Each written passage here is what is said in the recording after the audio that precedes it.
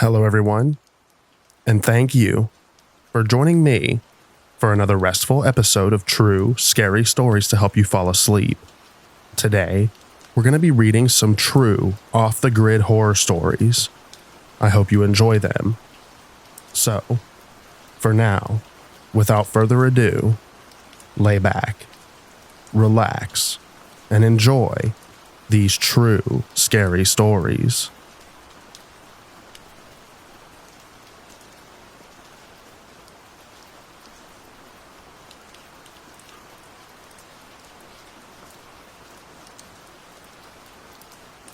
We have a 100-acre property with a family hunting cabin off-grid right in the middle of the property and next to a river.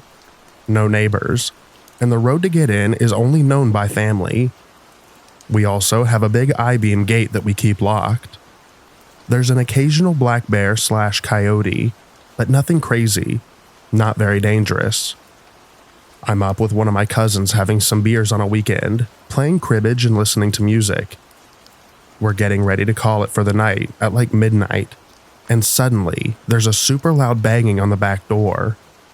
Like, the door and windows were visibly moving like it was being beaten in with a battering ram. Like wham, wham, wham. Then it just stops. And then it's absolutely dead quiet. No frogs or crickets anymore. Nothing. We're frozen in place staring at the back door. The music quickly turned off by my cousin. After a pause that seems like forever, the sounds of the woods start coming back slowly. We work up the courage to look out the windows, and it's just pitch black out there. Shining a flashlight, there's nothing but the woods. Cousin thought he saw the reflection of eyes, but I didn't see it. We made sure all the doors and windows were locked, and stayed up in the loft until dawn, armed with only a pocket knife. We didn't sleep a wink, and when daylight came in, we got out of there. The back door was dented. It was a metal door, and it was dented where it was struck, and we had to replace that door jamb because it was starting to break. We both still have no idea what the heck happened.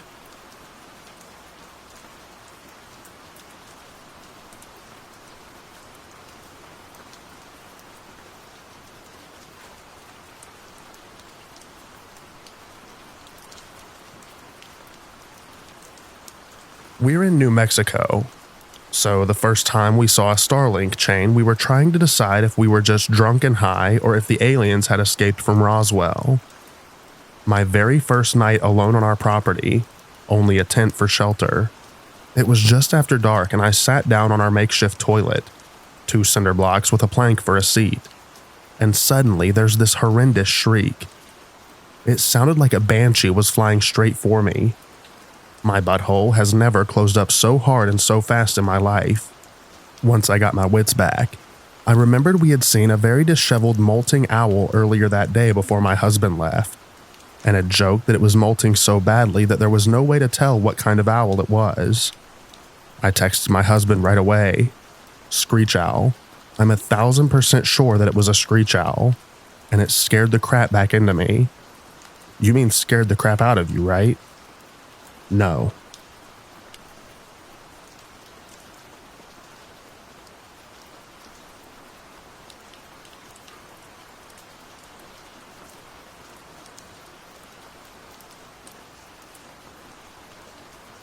Off-grid, Northern Ontario A-frame. I was sleeping in the loft with my then girlfriend and woke to very clear footsteps on our deck. I bolted up to the window that overlooked the deck and called out. The door opened with the biggest squeak, and then nothing. No footsteps. Literally nothing. I sat at the window, flashlight off, ready to shine it at any perceived movement, but nothing happened. Probably an hour later, I went down the ladder, closed and locked the door. No sign of anything, ever.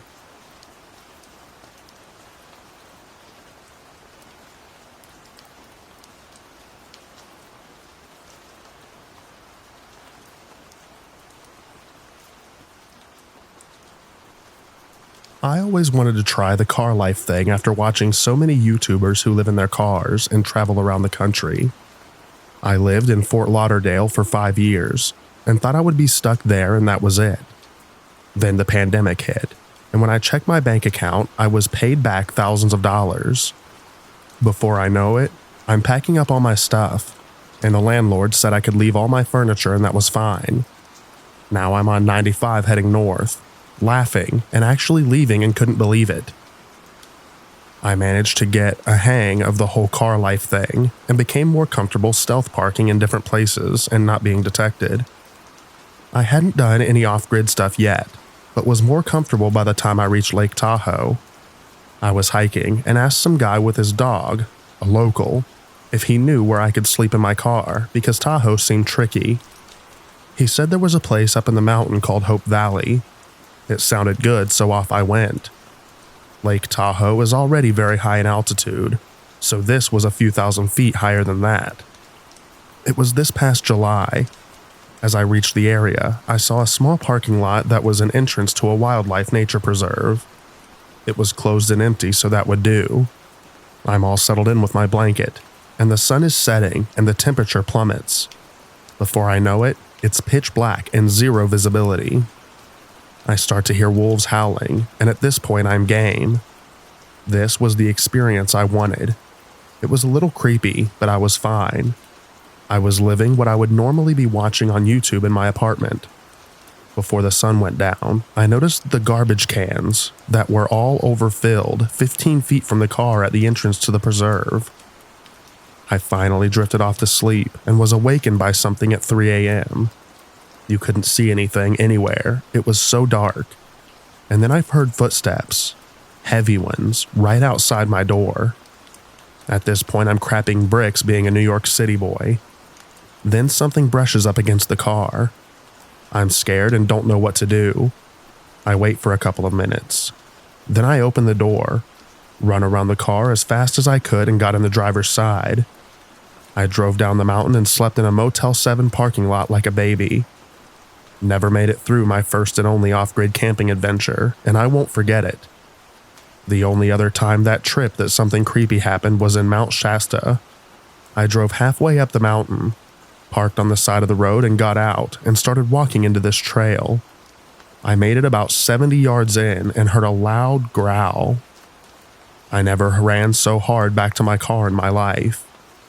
The rest of the trip was the best hiking I've ever done in Montana.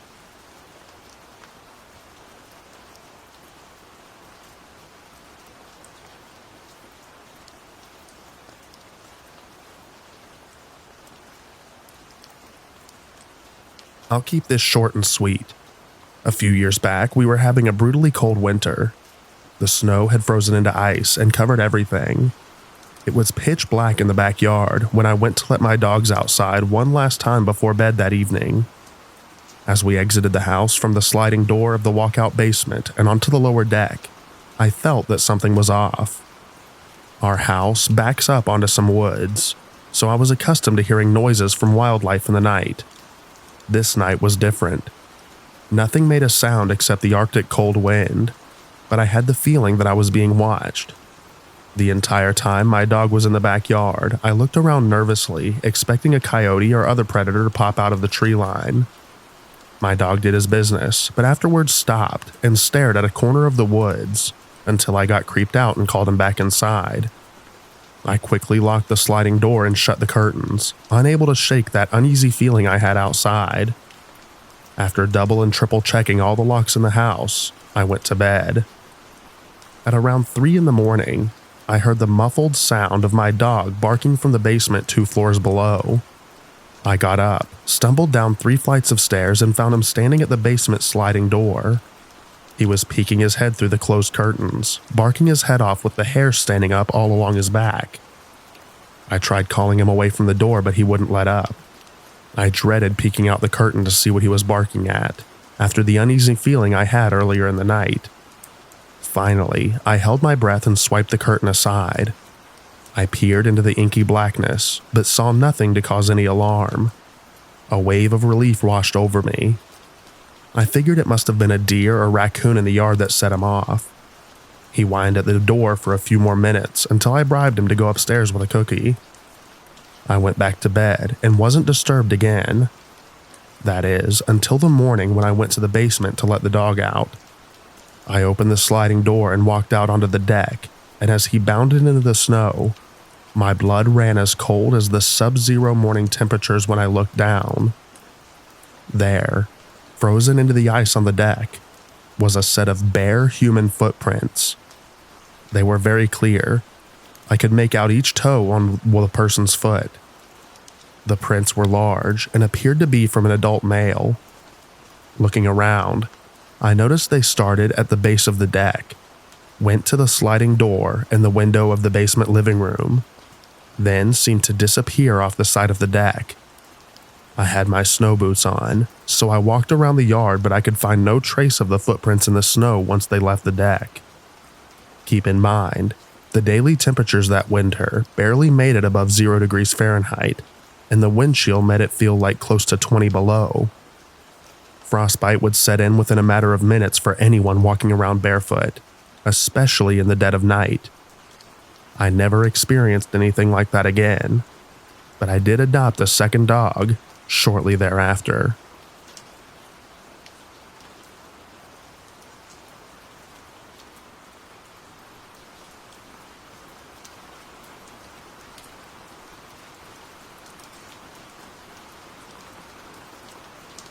When I lived in rural Maine, my boyfriend at the time took me on a drive in his truck. He wanted to show me something he said he learned about from one of his college professors. We already kind of lived in the middle of nowhere, but we drove even further into literally nowhere. We were on this road that was 5 to 8 miles of just forest on both sides. No houses, no signs, no driveways, nothing. Then he pulls over near a slight break in the trees. There was a very overgrown old driveway chained off at the road, with an old dilapidated sign that said private property. We parked on the road and walked in about a half mile, and there was this old abandoned log cabin house there. I don't know when it was built, but it was old enough to not have any connection to the electric grid, and no electrical outlets inside. It was a bit odd, but my boyfriend said he had been there before, and led me to a door in the back where we could break in. He mentioned that the last property owners said in their will that no changes could be made to the property after they died, like no agriculture or major renovations, so I guess that's why the land was never resold, since nobody could do anything with it. I don't remember if we entered through the second floor somehow, or climbed up the stairs, once inside, but I remember being on this loft that overlooked the interior of the house with no railing. Definitely a 15+ foot drop right at the edge of the loft. Maybe there weren't stairs inside at all, or a ladder. It was back in the fall of 2011 when I was a freshman in college, so it's a bit fuzzy. I remember seeing an old wood stove made of iron downstairs and a countertop, but otherwise I think the place was pretty sparse and made entirely of wood. There was also no sink in the kitchen area and no bathroom, so no plumbing either. The loft we were on had literally thousands of dead flies all over the floor. It was creepy and gross. I know they could have gotten stuck there over the years, but the sheer number of them on every surface, and not being decayed/turned to dust was so unnerving. My boyfriend for some reason decides that this is a nice place to smoke weed. I didn't want to stay, but he laid a blanket out over the flies and he sat and rolled a joint. I did take a couple of puffs, but started getting an uneasy feeling, so I stopped. I'm a regular smoker, but this was just a crazy situation. Then suddenly, I realized that the sun was setting and we were losing light fast. The house very quickly got this terrifying, impending doom feeling, and I knew I just needed to get the heck out of that house. I expressed my concerns to my boyfriend multiple times, each time seeming more desperate to leave, but he wasn't worried and took his sweet time hand-rolling himself a cigarette and taking all the necessary crap out of his pockets, laying them out in the blanket and slowly putting them away. It was making me angry that he wasn't taking me seriously, and I had such a sense of urgency to get out. I ended up getting out of the house first and started running down that half-mile-long dirt driveway to get out and away. My boyfriend shuffled behind me, fumbling with things in his hands. He was practically a prepper and carried all sorts of things with him in his pockets, cargo pants, backpack, etc., at all times, like flashlights, lighters, weed pipes, rolling papers, weed, rolling tobacco, and probably 20 other things that he thought were useful. I got out of the woods when we were just losing that last light before the true darkness set in. Mind you, this country road has no streetlights the whole way. We had flashlights, but I didn't feel that flashlights equal safety. I felt that we were just being watched, and whatever it was super negative. I don't know if I overreacted or if my boyfriend was literally just doped up and clueless, but I never really trusted him after that. I don't know why the heck I let myself get in that situation. Needless to say, he's not in my life anymore.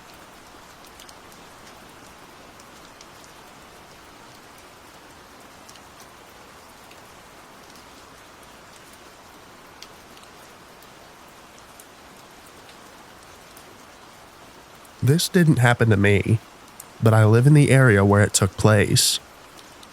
As far as I know, this is not a made-up story. My friend and I were discussing the scary things we've seen in the woods, and he told me a story that happened to his friend. So this guy was with 5 of his friends, and they were spending a few days in a cabin hunting and trapping. They were not drunk, but had a few beers to unwind one night. So one of them goes to the outhouse to go to the bathroom, and he swears that off into the woods he hears the faint sound of a drum beating. So he finishes in the outhouse and goes into the cabin and tells his friends to come check out this sound.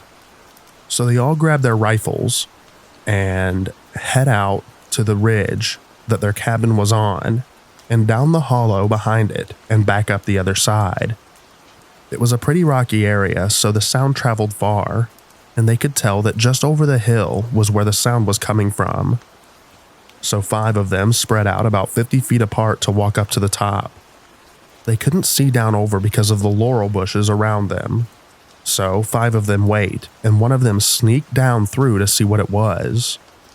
When he got there, he stood there and watched for about 30 seconds to a minute before he turned around and went to his friends as fast as he could, telling them the evil that he saw, and they had to get the heck out of there right then. All he would tell them is he saw a bunch of naked men and women dancing around in a circle, chanting something in a foreign language. He never told them about everything he saw. The guy who told my friend this story was one of the guys who hung back and didn't see what had actually happened.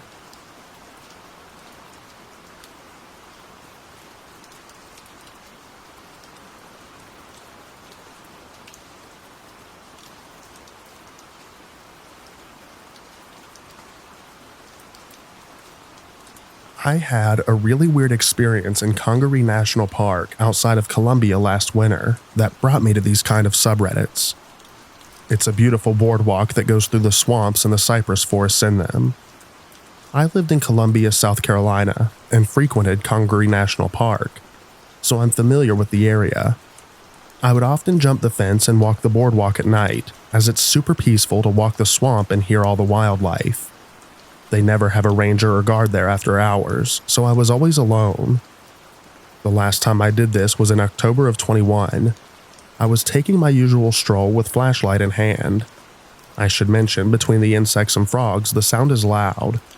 But then it completely stopped when I was about a mile in. I heard what I thought was my wife call me from the trail ahead, but she wasn't there. I was alone and she was out of town. I then heard water sloshing to my right and saw nothing with my flashlight. I chalked it up as being tired and kept moving. The wildlife started up shortly after and everything was fine. Maybe 15 minutes later, I noticed it got eerily quiet again and heard swamp water sloshing on my left. But this time it was more deliberate, like somebody walking. I was in a thick portion of the cypress and couldn't see more than 20 feet in front of me. And then I heard my wife's voice again. Again, she wasn't with me and was out of town, certainly not moving through a swamp at 1 a.m. I saw what looked like a human silhouette move between the trees for a split second, but it was off, very skinny. pale, and taller than me at 6 feet. I noped out of there and ran the almost 2 miles back to my truck and didn't slow down until I heard the wildlife again. Like I said, this is a boardwalk that's in a swamp in the boonies. Nobody is walking around in the water at night without a light or ever. And I don't know of any animal that big that walks in a bipedal pattern, and I've spent my life in the outdoors. I feel that I should add that I wasn't high or sleep deprived. I just like the woods at night. I was so freaked out by this that I came to Reddit and dove into some of the stories on this sub as well as others. I'm convinced I encountered a crawler or wendigo or something else that can mimic voices. There's no way some meth head was stumbling around the swamp, miles from civilization that sounds like wifey. But then again, it is also South Carolina.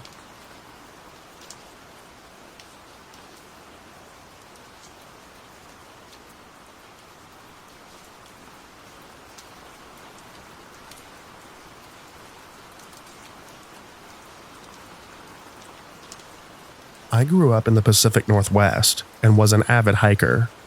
In 2013, a group of friends invited me to go mushroom hunting in the Siuslaw National Forest, about an hour outside of Portland where we lived.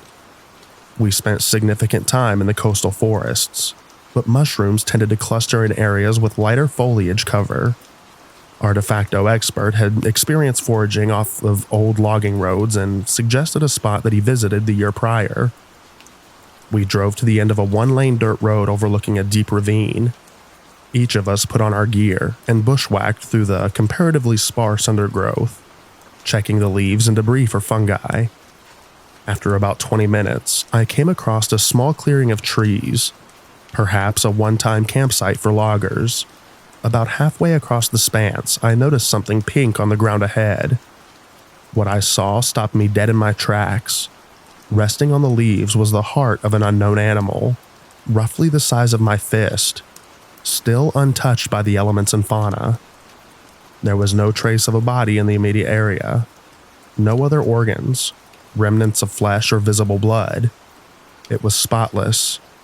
The heart had no bite marks and the tissue was still dark red. I ran like heck back to my car. Mercifully, my friend decided to hang back. We rounded everyone up and left immediately. I have a photograph of the heart, although I wish I had taken one of the clearing. Please let me know if you have any explanations for this. It happened around the Mount Hebo area.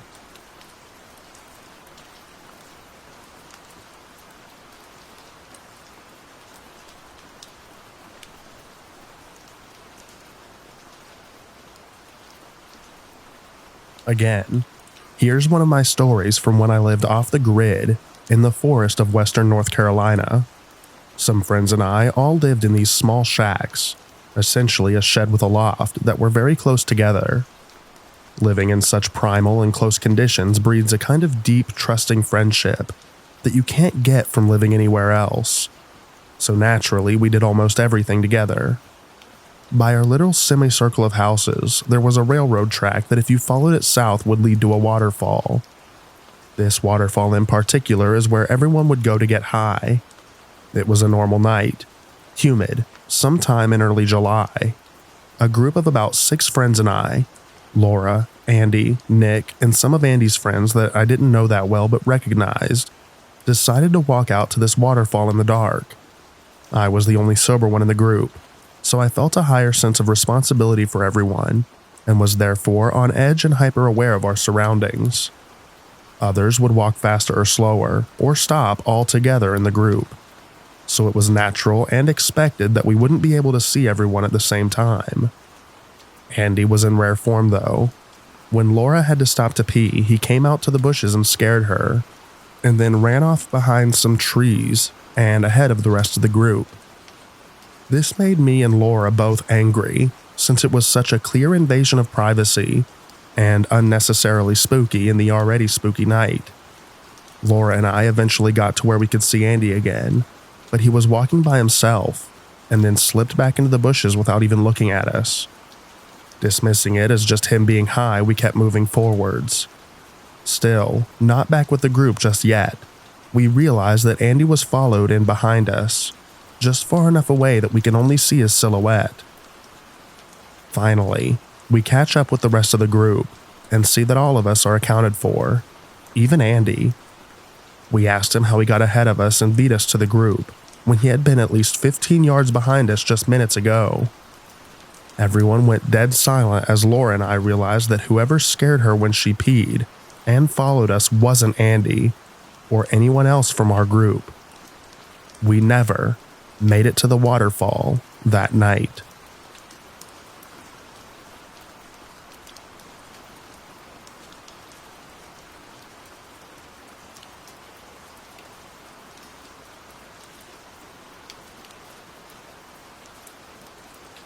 I'd never been a big fan of camping.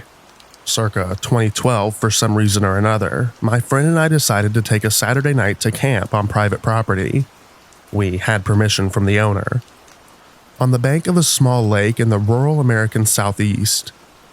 The lake wasn't very large, probably only 50 to 150 yards across. Not great at estimating distance. It was more of a deep pond, but it was 5 times as long as it was wide, and from the perspective of our camp, it consumed the majority of our sightline. The plot of land itself wasn't entirely removed from civilization. We were 5 to 10 miles outside of a small suburb of a mid-sized southern city. It was definitely not easy to access, however, and the only way in was a gated narrow dirt road across a levee which spanned on side of the lake. This road was gated and locked. The owner gave us his code. We pulled the car through and locked the gate behind us. If you've ever been down south, you know how quickly it gets isolated outside of cities. Our cities are small, and the rural people often live rough and wild. We have dense woods, so thick that they're not worth building in unless you have some connection or attachment to the area. I've heard it was not profitable to cut roads through a lot of it when they were building highways in the 50s, so not much development has happened in the last 100 years, and in some places since the Civil War. It's not uncommon to go for a 30-minute drive straight out of town and come upon cabins that are obviously off the grid. My friend and I were used to living in the suburbs, so we were just happy to see the stars and hear the sounds of nature. We were at our very utilitarian camp, small Coleman 2-person tent and a blanket, simply looking around and enjoying the night, when suddenly, my buddy sat up real straight. He said something like, "Do you see that guy over there?" He pointed to the other side of the small lake. I didn't see anything. I sat up slightly and said, "Nah, it's just the dark playing tricks on you." He seemed actually shaken. "No. Look, there's a bunch of faces behind the trees now." That got my attention, and I sat up fully, rubbing my eyes to try and gain full focus. And then I saw them. Small, round white faces stared back at me from across the lake. Maybe 15 to 20 of them. All were positioned in such a way that their bodies were behind the trees and only their heads were visible. The best way I can describe the faces is like very pale, somehow internally illuminated children. I should mention that neither one of us were drinking or high. We were too young for that, not for at least a few more years. We had eaten dinner at home and were just planning on going to sleep after chilling out for a while. The faces weren't moving. I was kind of sitting there in shock, thinking that my eyes would adjust and would see that there were just a reflection. Bugs or owls, or something. But I would never come to that realization. I stared right back at them for what felt like 5 minutes, looking back at my friend, and then they were gone. Bodies of water carry sound extremely well, and we heard extensive shuffling from the other side of the lake, and a couple of small branches snap. It's incredible what your ears pick up on during an otherwise silent night. My buddy was tearing up a little when he said, "What the heck were those?" And I didn't have a good answer. Neither of us slept particularly well. I definitely felt validated in my feelings of disliking camping. But what were we gonna do? I tried to do some research on the internet, but I never found a phenomenon that could explain that.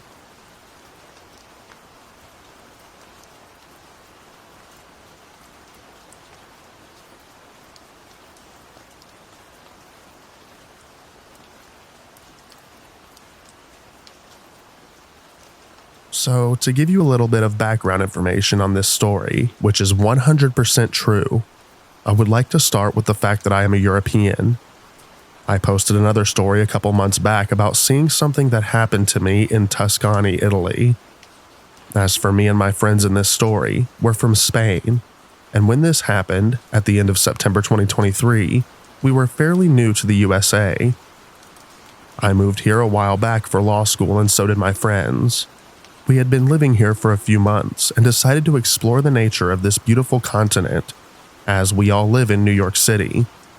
So, long story short, we decided to go on a road trip to Canada, drive around Lake Ontario, and then drive back to New York City through upstate New York. I'm a male, and my friends were 3 females. For the sake of anonymity, let's call them Lisa, Anna, and Charlotte. Everything went super smooth until the last night. So, for our last night, we had rented an off-grid cabin in a remote area in the woods of upstate New York. To give some locals an idea, we were like half an hour drive from Harrisburg, I think. Me and Lisa had decided to spend one night in this cabin because it was one with nature. The cabin was super old, made from log wood, and there was no running water or electricity. Both me and Lisa had experience with survival in the wild in Europe. I, for myself, had been a Boy Scout my whole life, and even was a scout leader for a while. Our other 2 friends were, as much as I loved them, purebred city girls. They had pretty much zero experience with camping, or to just being in a place where there is no service for the phones, as was the case in this cabin. We had been driving all day to get there, and when we reached the beginning of the forest, it was already past 10 p.m., and it was really dark that night. While driving to this place, we lost internet connection with the GPS, and so I had to drive to the cabin on intuition, paired with a good old-fashioned map, hoping for the best while trying to drive safe on these muddy trails. It was also rainy the whole day. On the way there, Anna and Charlotte were in the back of the car, and the moment they lost phone service, they got pretty uneasy for the rest of the ride. All of a sudden, in the pitch-black darkness of the forest, we all saw a campfire, but there were no houses around, or people. Just a campfire. A well-organized one since the fire was not spreading, and it was not as big as a bonfire. It kind of startled all of us, as this was a little bit weird since there was no one around, and we were really deep in the forest already. Plus, it was getting very late. When this happened, we also reached the end of the trail, and we figured we had taken the wrong trail at a crossroads before. So I turned around and we were on our way again. Half an hour later and a couple of wrong trails later, we finally had arrived at our destination, as we could finally see the first glimpse of this godforsaken cabin in the middle of nowhere. To give you an idea of how old it was, the potty was made out of wood and was outside the cabin. When we arrived, it was still raining, and both Anna and Lisa were definitely not in the mood for getting out of the car and getting in the cabin with zero lights.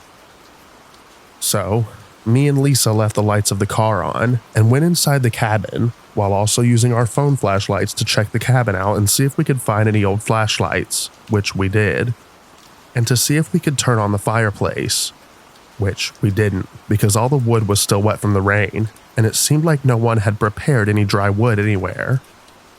So, with a couple of old flashlights and a small improvised fire I managed to make in the stove, we all 4 got in the cabin, and I started to make some pasta for us. Meanwhile, the girls were preparing the beds and closing the windows, since it was already cold in this part of the state. The cabin had a small ladder which led to an elevated room space, with a bed where all 3 of the girls could fit in, and I would sleep downstairs in a bunk bed that seemed older than the First World War. While making pasta, Anna, one of the city girls, came up to me, and knowing that both Lisa and Charlotte did not like to hear anything scary at night, told me that she had seen an old cemetery in the middle of the forest on the way to our cabin, and that she had seen a figure walk around there.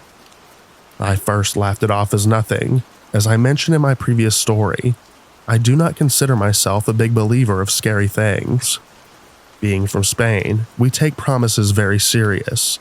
To swear on God is very serious for us, and she swore to God that she was not lying. I told her then that I believed her, but that there was no need to panic, as I would lock all the doors when we would go to sleep.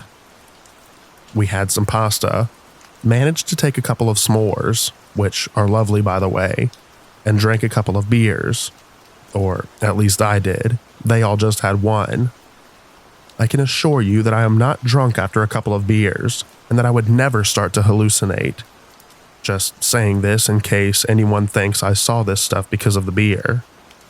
They all three went to sleep pretty early after finishing the s'mores and their beer, and I, considering that I really love the outdoors and that I don't really mind a little bit of rain, decided to take my last beer and a flashlight outside to the front porch, also very old and made of wood, and sat myself down with my beer while enjoying the sound of rain and the lovely sight of not seeing a single light in the distance. I could greatly appreciate this coming from New York City, and I just scanned the area around with my flashlight. There was nothing much really to see, besides a lot of trees and a small creek a little further away. All I could hear was the wind, the rain, and the running water down in the creek. That was until I suddenly heard what I would describe as a weird roar. The first thing that came to my mind was a bear, but I had researched well before our trip, and I knew that bears were not common at all in this part of the state. I also know what a bear roar would sound like, and it did not resemble it a lot, except from the fact that it was a deep roar, if you get what I mean. Startled, but not really scared, I continued to scan the rest of the forest for as far as I could see from the porch. It was then that my eye caught a glimpse of a figure, well hidden deep into the tree line. I would describe the figure as tall.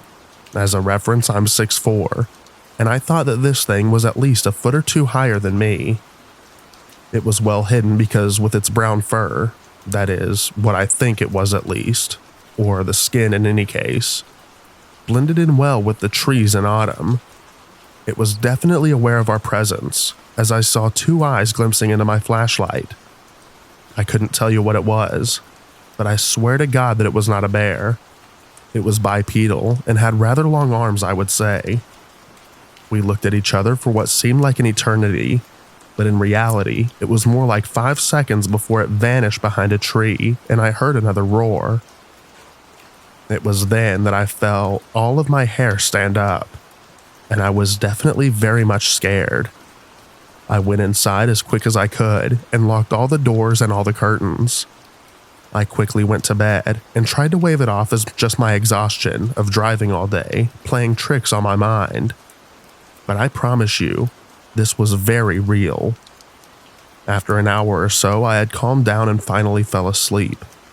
The rest of the night was uneventful, and the next morning when I went to relieve myself after having drank beer the night before, the weather had cleared and it was rather sunny. And as far as I could see, the forest was calm and beautiful. No sight of any animals or anything abnormal. We had a nice breakfast that morning and left for our way back to the city that never sleeps.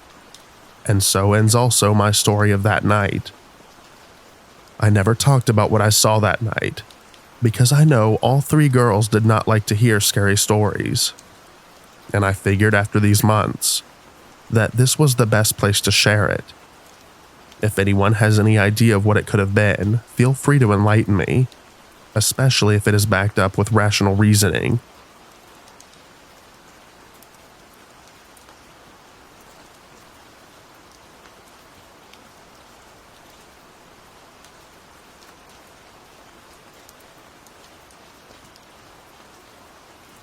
This event occurred in early fall of 1971 or 1972.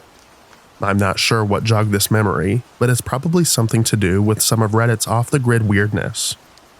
Also, some of the details are a bit gray, but the gist of the story begins here. I grew up in the Philly suburbs. The Boy Scouts were popular then, and I was quite active, especially with camping. One of the go-to areas was the New Jersey Pine Barrens, especially along the Wading River and Bass River State Forest, onto the Man. Our patrol was on a weekend camping trip at the South Shore Campground, I think.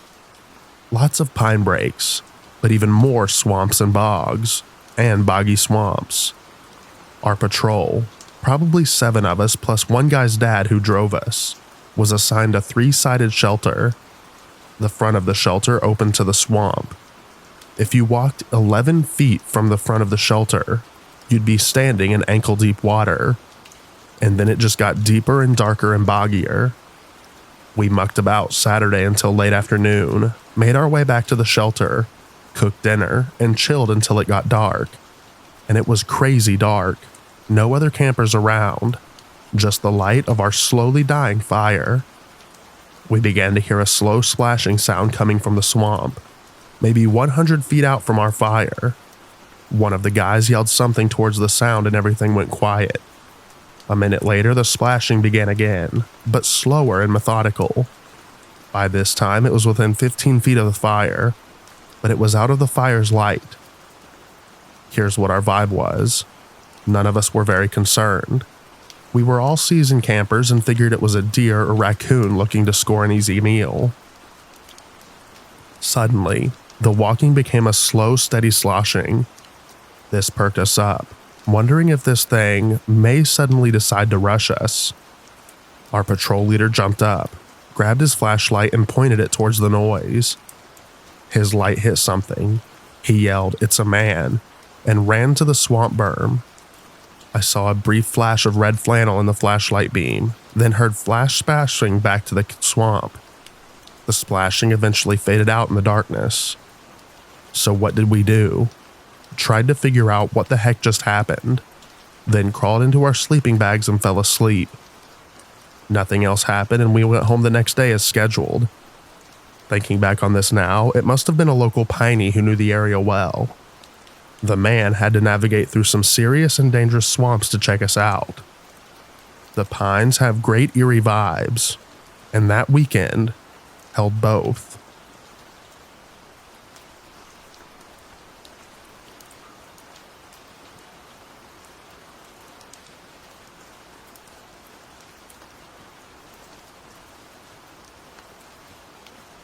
I've spent most of my life running around the woods of southern Oregon, and I've seen some weird stuff out there.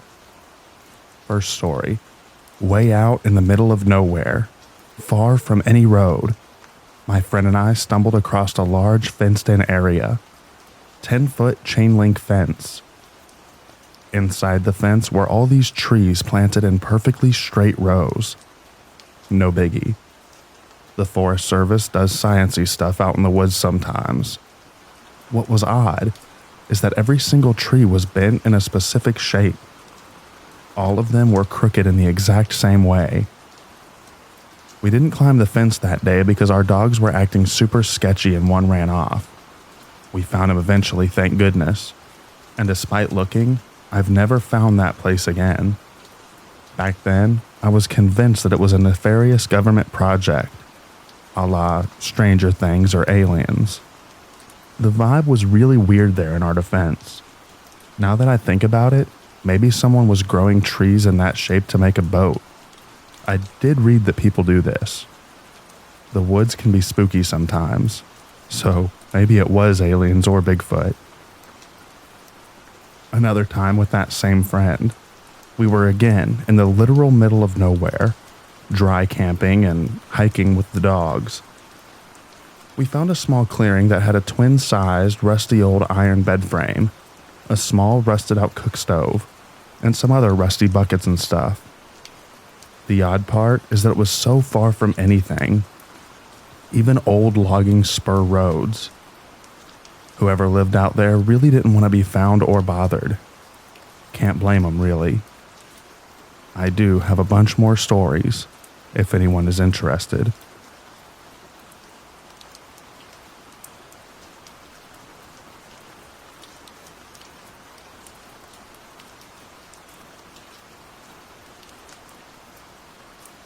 When I was 14, I found a body floating in the Flint River near Bainbridge. It was winter, so no alligator activity, but any body in water in the deep south is going to be terribly bloated. And this one was. Race, age, and gender were no longer evident to my observation. When I was 19, I came across human remains in the woods surrounding the creek that ran behind my house. It turned out to be a hunter who'd gone missing in the early 80s. I picked up the femur thinking, what a weird looking stick, only to find that it was still attached to other bones. The realization of what it was unsettling when my brain was telling me that it was a big deer. Then I looked closer, and there was a human mandible within a couple of feet. The fact that I was not disturbed by either led to me doing a lot of volunteer search and recovery over my life. I'm comfortable in remote areas. Woods don't faze me, and a body is just a thing. A thing that deserves respect, and an important thing, but I never feel creeped out. I've found, aside from those two, 4 other partial sets of remains, and one recently deceased individual who got lost in Escalante Canyon. That one bothered me, because even half a day sooner could have saved him. That's why I don't do search and rescue unless it's a child. I can't handle it, but I can put the feelings aside when it's a missing kid.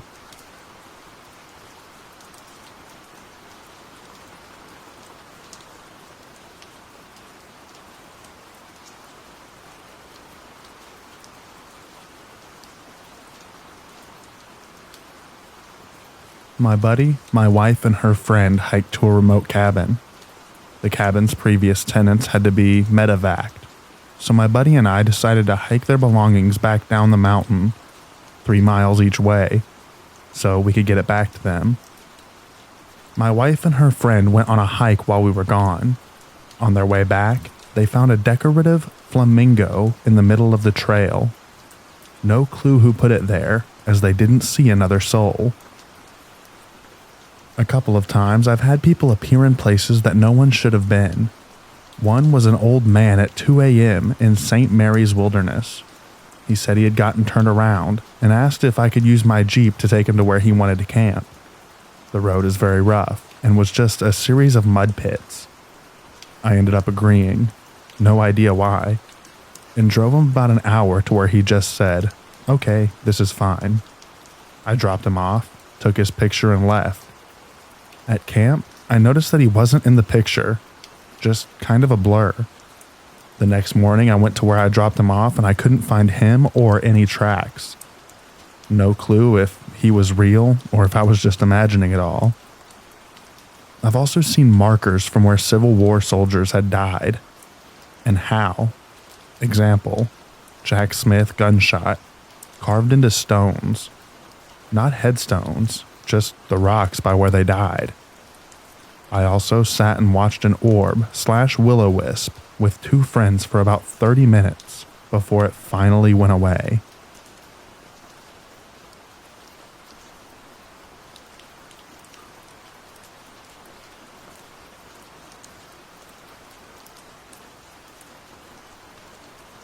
In high school in the mid-1980s, we used to go out to the lake and stay the night. We would build a campfire, and then we would just get tired and sleep in our cars. It must have been around 11 p.m. when we decided to go for a hike into the thick wooded area. There was a trail. There were 4 of us, 3 girls and 1 guy. We had flashlights, but we didn't really need them because the moon was bright. Then I heard something that sounded like faint music. I asked the others if they heard it, and they said that they did. It was like music from a jewelry box. You know, that type that has the little ballerina that spins around. We keep walking. Then, right in the middle of the trail, there it was. A white jewelry box with the ballerina. It was just in the middle of the trail playing music. We turned around and started to run. Then we stopped and decided to go back to where it was. It was gone. It wasn't more than a minute and it was gone. We ran back, put the fire out, and we went home.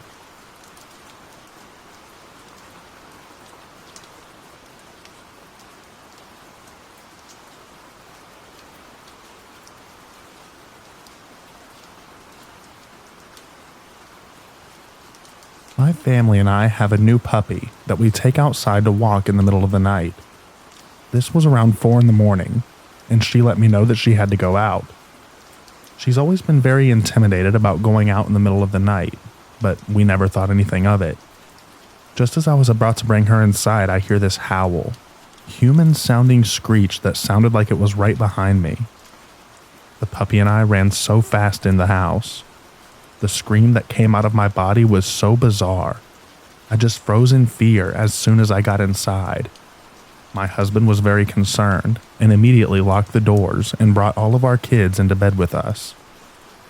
We were trying to chalk it up to maybe a fox.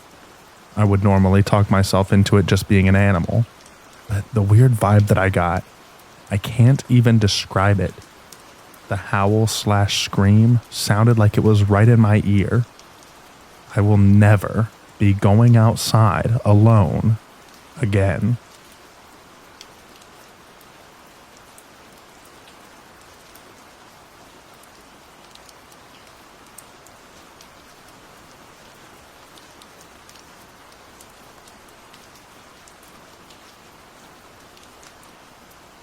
This is a story that I only recently remembered again in a conversation with my fiance. When I remembered the story, I was overwhelmed by an uncomfortable feeling, similar to what it was like at the moment.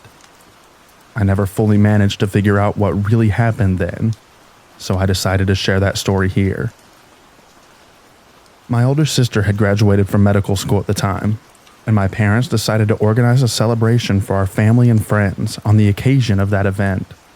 The celebration was held at the cottage of our family friends, where we grew up, so I was very familiar with the space. Imagine a large empty clearing, a large square surrounded by houses and fields between them. A narrow road leading to individual houses runs along the perimeter itself, and at that time, it was not even fully paved. It was mostly a dirt road.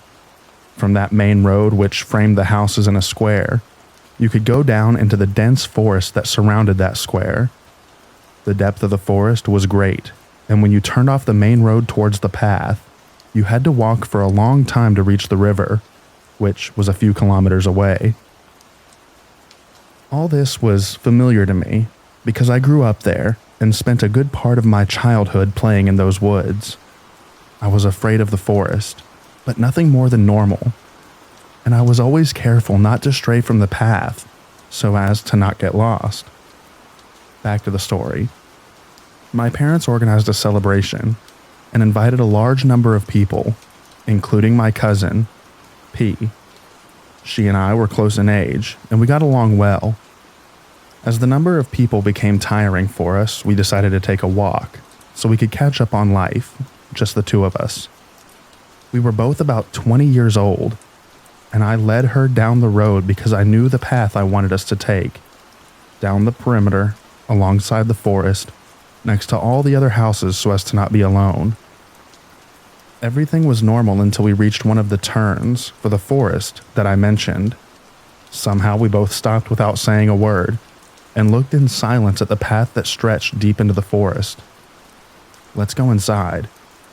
I was the first to speak after some time, even if this is something that's not typical for me. As I mentioned earlier, I was always a little afraid of the forest, especially after I got lost in it once. That was when I was still a child, but they managed to find me quickly after my screams that rang throughout the area. For this reason, I never left the road without my older friend, A, who carried a stick with him, and his hunting dog, May. But now, something was different. "Let's go in there. It won't hurt us," I said to my cousin and stepped inside. "I don't want to. I'm scared," answered my cousin, but I persistently assured her that everything was fine. In the end, she still followed me because I was already 30 steps ahead of her. "Elle, this is not a good idea. Let's go back." P tried to convince me once again, but I walked forward as if in a trance. "Everything's fine," I repeated to her. After some time, when we were already deep into the forest, I finally stopped myself. I could not take a step more. I was paralyzed. It was as if some part of me tried to break away from whatever was pulling me inside. I was overcome with fear, My heart was pounding hard and my breath stopped. It was as if all sounds had stopped. It was daytime, but there was no signs of life. Not a bird, not a rabbit, not a butterfly. Only silence, and those trees that I had a feeling would stretch out their branches and trap me forever in this forest. P was a few steps behind me. "I'm going back. I can't do this," said P and ran the same way we came. Her voice was trembling, and I could feel the panic in it. After another moment, I managed to break away and run after her. We ran without looking back, as if something was chasing us, until we reached the entrance of the place from which we entered.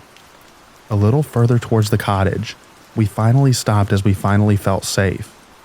We did not look back out of pure fear. We tried to catch our breath, and only then did we talk as we were walking back home, fast and still scared. There was something there. We were sure of that. I wasn't afraid at first when I went inside. In fact, it was as if something was calling me, wanting me to follow it. But my cousin's frightened voice and presence tore me out of the trance. It had called me. I'm afraid to think what would have happened if I was alone, if there wasn't someone to pull me back so I wouldn't go too far. I didn't know where I was going. I just knew that we got to that road that I had to go inside. It scares me, and I can't shake the fear that overwhelmed me and my cousin after that event. Any thoughts on what happened here? Why did I go inside and persuade my cousin to follow me? Why did she manage to snap me out of it? And why were we both so scared? There was no sound. There was no voice. There was nothing. Just the unspoken words of something that I heard and my cousin didn't. I'm from Croatia, so Europe, a bit more eastern, not too far from the Serbian border.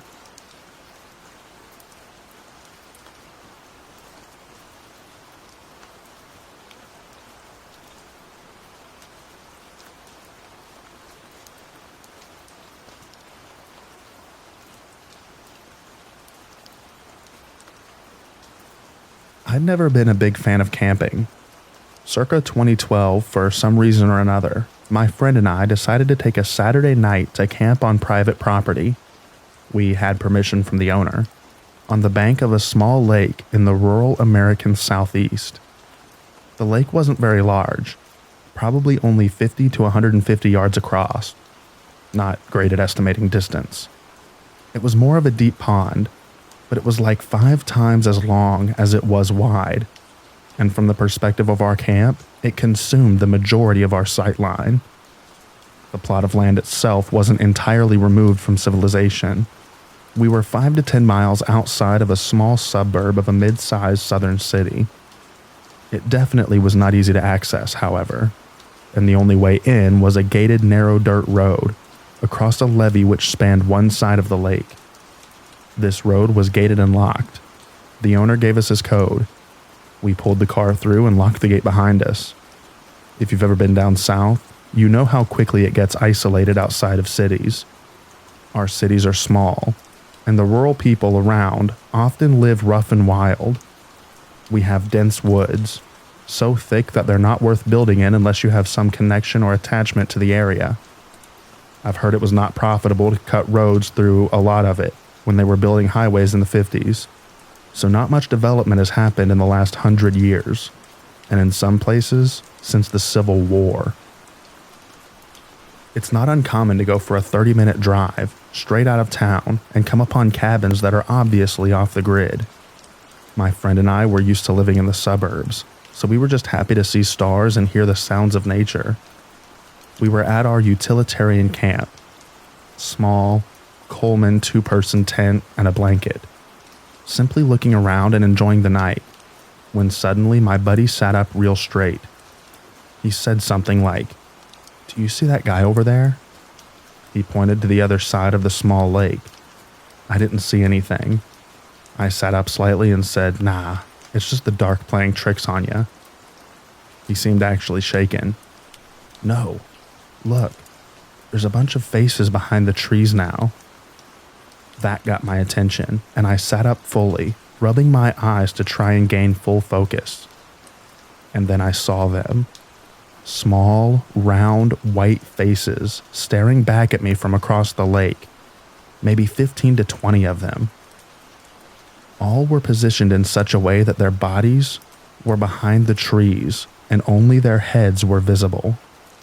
The best way that I can describe the faces is very pale, somehow internally illuminated children. I should mention that neither of us were drinking or high. We were too young for that, not for at least a few more years.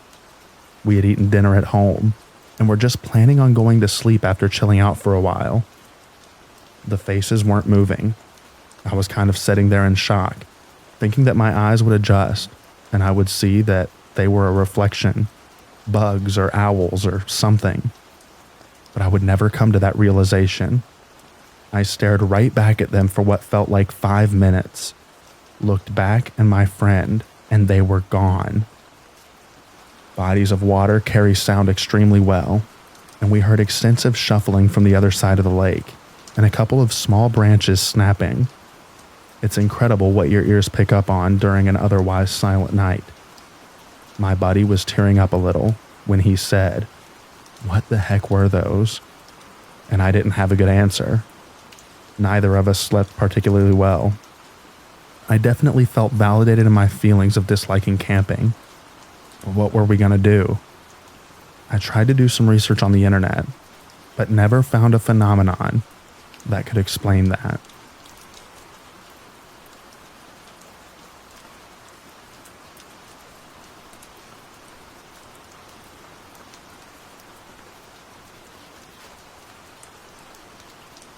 When I was very young, I was visiting a family friend at their camper in the woods. No idea where. I remember at one point being outside and hearing what sounded to me like a church choir, but we were in the middle of nowhere and it was dark out. No one else seemed to hear it. I still think about it and wonder where I was, and what on earth it could have been.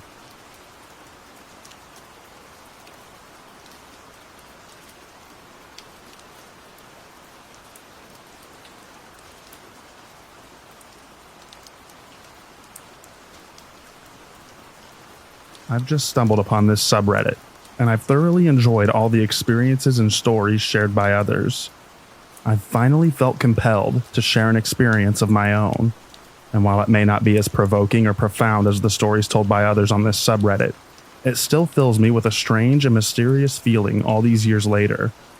I grew up on Long Island in New York State. My older sister, her boyfriend, and myself often would walk the trails and the beaches at night. On one particular evening, the three of us were on a walk at a Camp Hero State Park. It was a full moon, so it was very bright out. As we were walking the trail, we stopped to relax and look out over the water. My sister's boyfriend sparked up a joint, and we were all partaking and relaxing. Whilst we were gazing out onto the open water, we spotted a small light in the distance. My sister inquired as to what we thought that was. Her boyfriend said it was probably a light on a distant boat. I agreed, and we didn't think much of it. However, as moments passed, we noticed the light seemed to be approaching us, getting closer by the minute. As it moved closer, it appeared to not be on the water, but above the water in the sky. We soon realized it was not a light on a distant boat. We continued to speculate what it was, and I came to the conclusion that it must be someone's small personal drone. But as the light came closer and closer, the brightness got stronger and stronger. If you know Camp Hero, you know that there are cliff edges that hang over the water. There we are, standing there on the edge with this orb steadily approaching us. With the span of 5 minutes, the orb was no longer in the distance, but hanging right in front of us. It was no longer over the water, but rather over the sandy beach. We stood there staring at it. It had a whitish purple glow to it. Despite being night, it was bright out due to the light of the full moon. On this high visibility evening, it became evident that that was no drone. This light was standalone, no machinery of any kind attached to it, and it just hung there about 10 feet in front of us for about 30 seconds. Then, it just disappeared. in such a way that it almost seemed to envelop itself. We all decided to get the hell out of there, and that was that. This was back in 2015-ish. I've since visited this particular park many times since, and have never seen anything like it again. Maybe we were all just a bunch of stoned teenagers and it was some sort of group delusion, but that night will stick with me forever. The park itself is shrouded in mystery, and I can only speculate that the orb was perhaps a remnant of one of the experiments conducted at Camp Hero from back in the day. Anyway, that's my story. Have any of you had any spooky experiences on Long Island? We're certainly not quote-unquote backwoods by any means, but things still happen around these parts.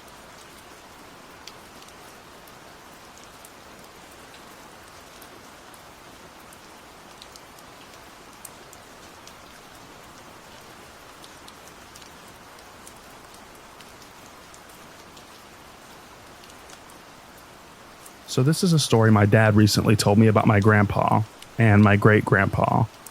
My grandpa grew up in a very rural southern Indiana, but moved to very rural southern Illinois in his youth. So this takes place in Illinois. One night, Grandpa and his dad were hanging out at his uncle's, who lived a couple of miles away. Keep in mind, this is the 40s out in the country, so all roads are just dirt, basically. Anyways, it was pretty late, so they decided to head home and hopped into their old car, going probably about 15 miles per hour through these woods roads.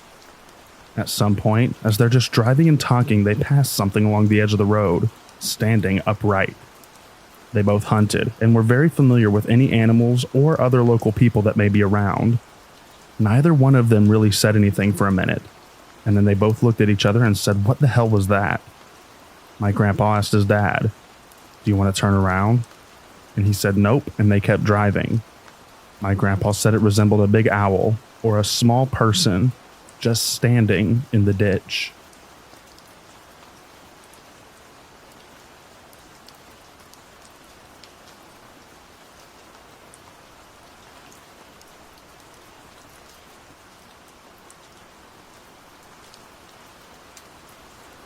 First time posting here or anywhere. Wanted to recount a bizarre series of events from my childhood and figured that this was the best place to do it, particularly because I have very little karma and cannot post much anywhere else. When I was a kid, I lived in Clinton, Tennessee. Both parents worked full-time, so I was often sent over to stay with my grandparents who had a plot of land in the vicinity of, but not right in, Mosheim near Greenville. Both of them had been in East Tennessee for their whole lives, in that area for a good many of years. They had been established at their home for some decades before this story and remained there a good time after. Recently, I had reason to return to that area in Tennessee after having spent the majority of my adult life in Minnesota. Being in and around the area, driving the same roads made me reminiscent about my lazy summer days tucked away at my grandparents' house. Learning to shoot on the same .22 with which Grandpa had taught Mom. Feeding fish at a neighbor's stocked pond, or spotting deer and bear with binoculars from the back porch. When I relayed this to my mom, she in turn told me a story about a time I scared my grandpa half to death, then lied about hanging out with Bigfoot. At first, I had no idea what she was going on about. Then I remembered exactly what happened with startling clarity. New context given by the experience adulthood provides. And no, this was not about Bigfoot or a cryptid. Before we start, some information about my grandparents' land. Their house was on a small hill surrounded by a grass lawn. The lawn gave away to a smallish hay field, then a wood line. Those woods lasted for a good half mile to either side of the home, and a good several miles to the back. I hated the hay field because it was too pokey to play in, but liked to hang out in a creek that ran behind it. To get there, I would like to walk to the edge of the property just in the wood line to avoid the hay. While at my grandparents', the only rules were that I stay where I could see the house, so the house could see me. I was to take a whistle with me anywhere I went. I didn't take the whistle, seeing it as a badge of my regrettably young age, and the best part of the creek was outside of the house. That was the only stretch where it got deeper than my knees, and thus the only part where I could swim. Naturally, I spent much of my time in the water splashing around, skipping stones and being a kid. One day I was playing in the creek when I noticed someone. It was a man, a stranger on the bank watching me. He had long hair, a beard, and pale skin so dirty that it was stained. I could not tell his age and simply thought of him as old. I have no better guess now, as he clearly went through long years of hard living. He wore no shirt, no pants, only a wrap of dirty cloth around his waist that I thought was a Moses dress, thanks to some illustrated Bible stories. Around his neck, there were multiple necklaces made from knotted tatters of cloth, fiber, and string. In those knots were various pieces of detritus, mostly bones, but some flowers and bits of dark glass. When I first saw him there by the creek, I was terrified. Frozen still. The man, however, was smiling. He gestured from his squat with an outstretched arm, fingers down, in a kind of "don't stop for me" wave. I didn't react, startled and reeling. Then he splashed at me, still smiling. He did it again. I splashed back, and soon we were playing. We both threw water at each other. He jumped into the creek and stomped around with me, laughing all the while. He threw rocks in the water, and so did I. I pushed him. He pushed me back. We carried on for some minutes until my grandma called for me. With her voice, a switch had turned off. The man stopped in his tracks, gaze fixed back towards the house. Then, as my grandma kept on hollering, he looked to me. He crept back to his side of the creek, barely disturbing the water, then slid into the brush, completely silent the whole way, holding my gaze. Once he was out of sight, I waited in the water until my grandma found me. She wanted to know if I was alone. I said no. She became very tense, asking who was with me while looking around. I didn't answer. I didn't know how. Seeing no one, she pulled me back to the house without any more words, grip like iron the whole time. At the house, the real inquisition began. I didn't really have new words, the event and this reaction overwhelming my ability to explain. Such silence further irked my grandma, and I was swiftly placed in a corner, held without bail, awaiting patriarchal judgment. Around an hour later, my grandpa came back from work. He was told about my churlishness and was ready to set into me again when I started talking. I told him about the man, hairy and old, dressed like Moses, about how we played, and then he disappeared. I remember they digested this for a few minutes before sending me to my room. I was happy to go, and happier still, Grandpa did not yell like he usually did when we misbehaved. Later, I was brought out for dinner. I ate in the kitchen with Grandma, but Grandpa called me to the back porch. He was on the swinging bench, looking out over the hayfield, turned red by the setting sun. He had kicked off his boots and put them next to his shotgun. I knew that was odd for the gun to be out of the closet. Previously, we had used it to shoot bottles. Sometimes I would throw them into the air like they were clay pigeons. These escapades were accompanied with speeches about how the gun was dangerous and only for adults to use.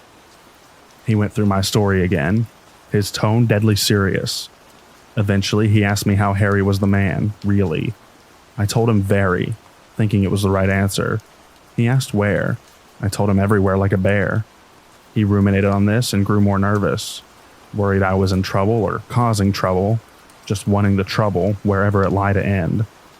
So, when he finally asked me to swear in the name of Christ and on my mother that I was telling the truth about everyone, I said I had been joking. He finally yelled then and sent me back to my room. The family memory became that I had hid by the creek and made up a tale about Bigfoot. At the time, everyone was very upset with me, and I was forbidden from going back to the creek or anywhere out of sight. The enforcement of this rule, like the others, was lackluster. Even so, for a time I didn't go to the creek. In my memory, I stayed away for a very long time, but I'm sure it was only a few days, that hiatus feeling interminable to my elementary age self. I did start going to the creek. I took a bucket of toys, mostly Godzilla, and a thick stick plucked from the wood line on the way. I think I was conflicted about what to do if the man came back, imagining either impressing him with my toy collection or clubbing him, or both in turn. When he did show back up, he appeared next to me as I dozed under a tree on my side of the creek. I was once again gripped with terror. He was not smiling, his face expressionless as he lurked beside me, having watched for who knows how long before I smelled him. I scrambled away, leaving behind my stick and toys, coming to my feet a yard out. I stood in the sun while the man watched me from the shade. Eventually, he crouched and started to look through my bucket. I remember becoming indignant as he examined my toys one by one, only to toss them into the dirt. It became too much and I started to lecture the man, telling him about how he got me in trouble, how he was a weirdo, how he stank. At some point, he stopped looking around my things and calmly watched my tirade. Face still neutral, eyes analytic. Once I had concluded my lecture, I sat back under the tree to pout, having become hot in the sun. I remember the man made a noise, a grinding kind of snort, and when I looked over at him, he was chuckling while he inspected the last few figures in my bucket. I wanted to laugh too, but was more determined to stay sullen. Once everything was out of the bucket, he put one figure, Ghidorah, back into the bucket. He then stood to his hunched fullest, took the bucket by its handle, began to make his way back into the woods. I stayed by the tree until he turned, said something, not a word I knew or to this day even know, and gestured with a forward sweep of his hand. At first I didn't comply despite knowing he wanted me to follow. After a few moments he yipped, clicked his teeth, and gestured again more emphatically. With this further prompt, I did get up and come along, the man making approving noises and putting on his smile again. We went into the woods. The man led, but he was naturally quicker and quieter, making it hard to keep up. Eventually he would stop when he lost me, knocking on trees with sticks and whistling arrhythmically so I may find him in the vegetation. He never came back for me, opting instead to guide me forward with the noises. I became lost, having only a vague sense of my grandparents' place being behind me. After some time, maybe 15 minutes, we came to a bald. The man had me wait there, indicated by patting the ground before going into the tree line alone. He returned from a different direction, pulling a sled. It was made from a half of a discarded plastic drum and lined with small pelts and smooth bark. On the back half there rested the fly-covered carcasses, squirrels, possums, and other critters savaged into anonymity. On the pulling end, woven pouches were tied into place on it by the same eclectic cordage that made the man necklaces. He put my bucket on the sled and tossed Ghidorah in the pouch. He then called me closer with a glottal noise and beckoning wave. I saw the sledge pouches held many odds and ends, dried salamanders, mushrooms, metal bits, glass fragments. From one, the man pulled a square made out of bound-together sticks, just big enough to slip over my wrist. From another, he pulled a piece of fool's gold and a small shard of geode crusted with a bit of purple crystal. These he handed to me with an air of business and a few more utterings of nonsense. He then patted the ground for me to set again. I did so without much bewilderment, understanding we had traded the same as exchanging Pokemon cards at recess. I did not much miss Ghidorah anyway, as he was a bad guy. The bucket was a loss. In retrospect, I think Ghidorah was chosen because its dull gold scales resembled something valuable. The bucket for its obvious ability to hold things. The man came back and gestured for me to follow by slapping his thigh. I did this readily. During the hike back, I tried to keep up and pay attention. I did so moderately well, having to be whistled over a few times. I did notice that our path was not straight. The man led me one way and then another, making turns unneeded by the lay of the land. We eventually came out by the creek, but from a different approach than we had left. I could hear my grandma calling for me again, not from up on the hill, from out in the field. The man would not cross the creek but pushed me to do so. I did but did not go to my grandma. Instead, I crept back to the house and around to the opposite side. There I laid the shrubs by our front door, pretending to sleep. I was found. I swore I had been there the whole time. When I was sent back to my room, I placed my fool's gold, crystal, and charm in my bedside table for safekeeping. The next day, I went back to the creek to pick up my toys. The man was not there. However, Throughout that summer, he did visit me again, to sit under the tree or throw rocks at the water, or yammer softly to himself. I would bring snacks and candy to share, and he would likewise give me stringy dried meat, which I ought not to evade, or honeysuckle blossoms, which I still would eat. Taken from my old bucket, he seldom visited long, and never splashed and whooped like he did on the first meeting. At this point, you may be wondering why I've posted on Backwoods Creepy and not Backwoods Weird but Wholesome, I guess. There were 2 more occasions I want to account. One gruesome, one awful. The eventful one occurred near the 4th of July. I had brought 2 boxes of bang snaps to the creek. The man was initially wary of the little fireworks, but quickly came to appreciate their miniature pyrotechnics. He took the box I gave him gratefully, even taking the empty box, likely for the wood shavings, which are excellent tinder. During the use of the bang snaps, I had scared a turtle into the water and to the opposite bank. It sat there watching us from the far shore. The man, after stowing the bang snaps in the bucket, noticed the turtle.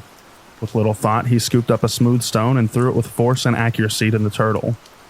He then waded over to retrieve the slider, which struggled meekly in his grasp. One leg knocked clean off. On my side of the river, he took from the bucket a new piece of stone. One side was rounded and fit in his hand. The other came to a flinty cutting edge. Working with deft experience, the man began chopping the live turtle above its neck, pulling up on the shell top. The thing struggled and bled as it was dissected, the dome eventually coming free. The turtle dropped to mingle its viscera with dirt and sand. The man rinsed the shell in the river, then offered it to me. In wordless horror, I ran. That evening, I came back to shuffle the dead turtle into the flowing waters of the creek. The shell itself was nowhere to be found. This experience did not deter me from going to the creek, or the man from visiting me again. However, sometimes he would try to call me away from the creek with thumps and whistles. I would tell him I heard him and refused to move. On some occasions, he would join me. On others, he would leave. The last time, we were sitting under the tree sharing cowtails. From the woods, there came whistling and the staccato knocking of a woodpecker. The man looked up and whistled back. There were a few more exchanges before he stood, collected his bucket, and beckoned for me to follow. I was curious and felt comfortable with the man as a guide, so I did as asked. He took me back to the bald, a direct path this time, periodically stopping to call or respond to the other in the wood. Waiting for us at the bald was a woman and a child. The woman was dressed the same as the man, topless, wrapped at the waist. She was dirty with long hair and a wiry frame. The child was in a similar state, wearing a sack that went to their knees. The man sat on the ground and the woman joined him, sitting in his lap, but leaning forward so that her elbows rested on her crossed knees. She had dark brown eyes that were fixed to me. The other child would not look up. I didn't know what to do and didn't speak. The other kid lifted their sack to wipe at their nose, and I learned under all that dirt they were a her. The man made a noise and drummed on the woman's bare back. The kid looked at them, still hanging her head, hair covering her face. The woman yammered and swatted at the girl lazily, the man echoing her noises, slapping skin to skin once more. At this bizarre scene, the girl stumbled towards me, stopping close enough that I could smell her and hear her wheezing breath. She was thin, but not emaciated, and slightly taller than me, should she have straightened up. The man and woman fussed some more, and the girl leaned close and pressed her cheek to mine. Her hair was in between us, greasy and cold. She made no move to embrace me, no move at all, only pressing limply against me and breathing so loud it was all I could hear. During this time, the woman had approached. She pulled the girl back by her shoulder with one hand and delivered a flurry of snaps to the crown of the girl's head. The woman then gathered the girl's hair in one hand, using the other to sweep back her bangs. The girl was then made to look at me, face bare. One side of her jaw was bulged out, smooth skin over a lemon-shaped bump. Her mouth was twisted by this deformity. Her nose faced to one side as if affixed sideways and leaked a trail of clear snot. One eye was bulged and roomy. The other, startlingly regular. It looked at me, blank and dark brown. The woman gave the girl's head a little shake, spat off to the side, then cooed like a dove as she smiled at me. I fled. There was commotion behind me. I think the girl was pushed to the ground. I did not look back, and they did not pursue. My flight ended at my grandparents' house, my absence unnoticed. I chose not to tell anyone what had happened, wanting to forget, not wanting to get in trouble, not thinking about the girl, the couple, what was intended for me. I spent that August inside whenever I visited my grandparents. I begged not to be taken, claiming it was boring and lonely. Sometimes when I sat on the porch or went from the car to the house, I'd catch a snippet of bird call in the wind, or the distant tapping of wood and hurry inside. My grandma could tell something was wrong and made an effort to entertain me in town. My grandpa cared in his own way, involving me in his errands, as he never had before. Eventually school started. Classes and friends eased me away from thoughts of the dirty man or the people in the clearing. Time did the rest. I think now that of all the people in the clearing were of a family, but their features, white skin, brown eyes, brown hair are common enough that they could have been unrelated. I am sure they lived together. They knew each other's signs and signals. They used their own words. I know that the Smokies are full of tales of feral people, wild men, and superstition. I also know that they are full of people living in unlikely ways in unlikely places, and that those real people call others kin, and that through the chain of human connection, even a recluse living in a run-down shack is someone's somebody. I guess I'm asking if the people in my story are somebody's someone, or if they are known, or if their behavior rings any bells. The lies, any known intention. I figured here, where the tale would not be discounted out of hand, might be the right place to ask.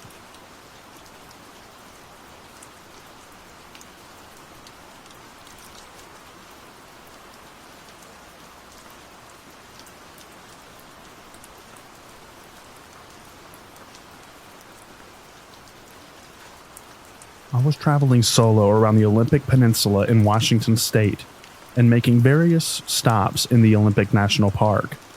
I decided to stop in Quinault for the first time and took a random road that dead-ended at a beautiful spot at the edge of Quinault River. There was an ancient footbridge that led across the river, but it looked like it might collapse if I tried to cross it, so I decided not to. It was off-season, and I was not in a tourist area. I was the only one there. It was so unusually hot outside that I decided I needed to get in that water. I backed my car all the way to the edge of the dead-end road, faced it out in the direction I would need to leave, and started hiking through thick brush down an embankment to the edge of the water. There was no path. It was a pretty rugged area.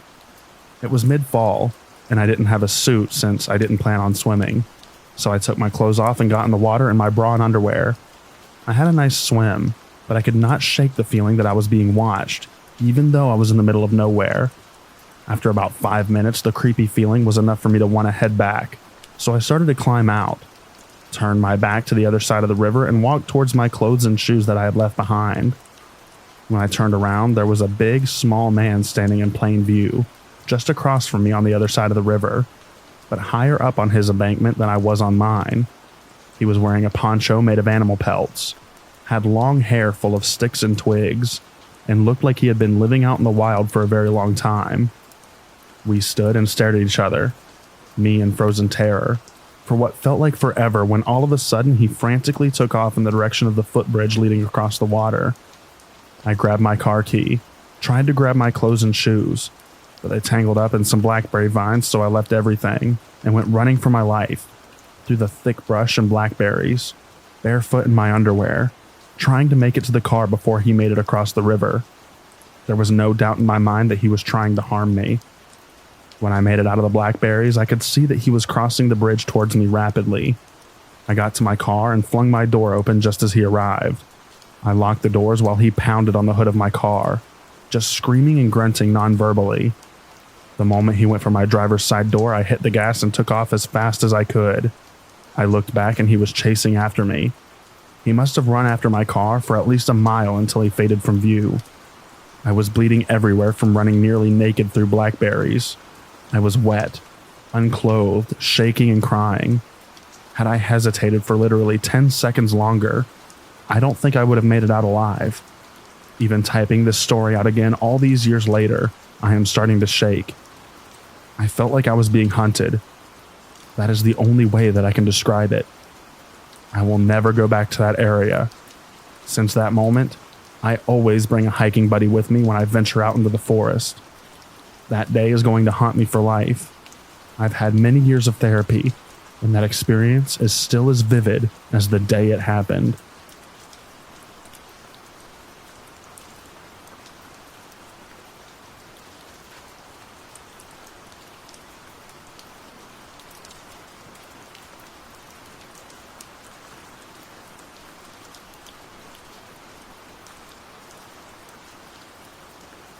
Have you ever experienced anything strange in and around Florida? Apologies if this isn't allowed. I got to thinking after a couple of weird things I experienced in my hometown, and it had me thinking if anybody else has experienced anything. Back when we were teens, me and my brother were out for a walk outside of our neighborhood. Where we were walking was kind of wooded, but the houses were still pretty close together, yet considerably more in the boonies compared to our place. Anyways, we had almost completed the loop of the area and were around the bend going towards the exit when we heard something odd. I remember there was a helicopter overhead. Around the time, we both heard this weird guttural yell/growl, like right next to us. It was so close. It sounded like a mix between a mountain lion, an angry house cat, and yet oddly human-like all at once. We both just froze and looked at each other startled, and started looking around for the source, but there wasn't a single cat or anything animal-like about. I was pretty freaked out and practically sped walked to the road. All the while, my brother kept asking me what the F that was, but I was too spooked to talk about it. It was like a primal type fear. In an instant we heard it, and I just kept looking over my shoulder the whole way back. Anyways, pretty benign compared to the other stories I've read on here, and I'm sure there's an explanation to the sound, but it did have me wondering, has anyone else experienced weird stuff in Florida?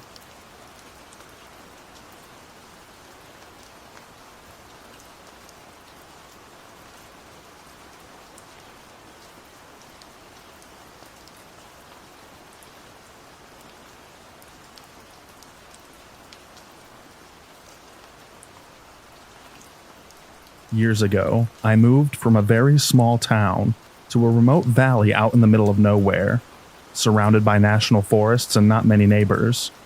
It was just what I had always wanted. At that point in my life, I had been a paramedic for about 4 or 5 years, and being an outdoorsy, civic-minded sort, I decided to volunteer my services with a local search and rescue organization. For being such a tiny, poorly funded organization, we were surprisingly busy. In the 9 years I was with them, we'd have at least one rescue, sometimes several, every weekend spring through fall. The source of the majority of these calls was the roughly 100 miles of poorly maintained fire trails that were very popular with dirt bike and quad riders. When they'd inevitably get lost or wreck and get injured, we'd head out, track them down, provide medical care, and fly them out in a helicopter, or put them on a Stokes basket mounted to a janky trailer thing that we'd pull with a quad. About 2 weeks after joining, and with zero training beyond what I had learned as a Boy Scout and medic, I got my first call. A group of dirt bikers from the city had lost a member of their party. For some reason, they had put their least experienced rider at the back of the group of a dozen or so riders and took off into the woods. When they returned to the trailhead 4 hours later, the inexperienced guy was missing. They sat out again and looked for him for 4 or 5 hours, then gave up and called 911. The time interval from the initial 911 call until we had a squad assembled at the trailhead was pretty impressive. No more than 20 minutes. But we were already 8 or 9 hours behind the ball. We did a very quick briefing, distributed maps, divided into teams, and then set off. They put me on a quad with the most experienced guy, and we headed out. The plan was for each 2 to 3 person team to take one of the longer trails that ringed the place. Then, after searching those weeds systematically, work our way into the shorter, maze-like trails that made up the interior. This was to be a hasty search. None of that grid search crap. Just riding around looking for clues. I don't know what I had expected exactly. Maybe a few dirt roads through the woods or something.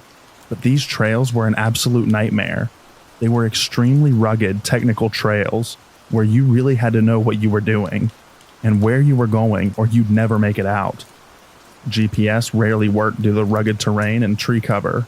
Radios and cell phones were a crapshoot, and the maps didn't account for all the random trails that riders would just sort of make. The only marked roads were fire breaks, and mileage-wise, those were accounted for maybe 10% of the trails. Why this guy hadn't been partnered with someone or put at the front of the group is a mystery.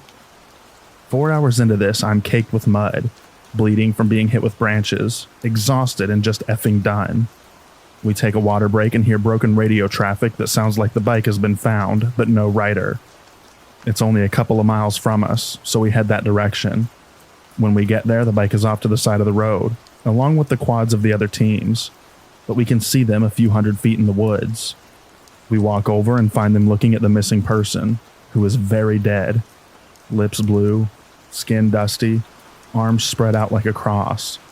On first glance, his eyes looked to be wide open and solid white, but when I examined him, I could see that his eyes were actually covered with fly eggs. This dude had been dead a while. It didn't make sense though. His bike still had gas in it. He had water and food, and he was a healthy guy in his late 20s. Why was he dead? It looked like he had simply laid his bike down, then ran into the woods to die. Mission accomplished, I guess. We wrapped him in blankets, then put him on the Stokes and took him to the trailhead where the coroner was waiting. About a week later, I ran into the coroner and asked what the cause of death had been. The pathologist's determination was cardiac dysrhythmia, secondary to extreme anxiety. The guy literally died of fright, which up to that point, I had always assumed was just Hollywood BS. I've always wondered what was going through his head. Was he just afraid of the woods, or of being lost? If so, why did he run blindly into the woods instead of continuing to follow the trail? There's a part of me that thinks he may have seen something out there. I've heard a lot of stories about weird stuff in these woods, and I've seen a few strange things myself, so it wouldn't surprise me.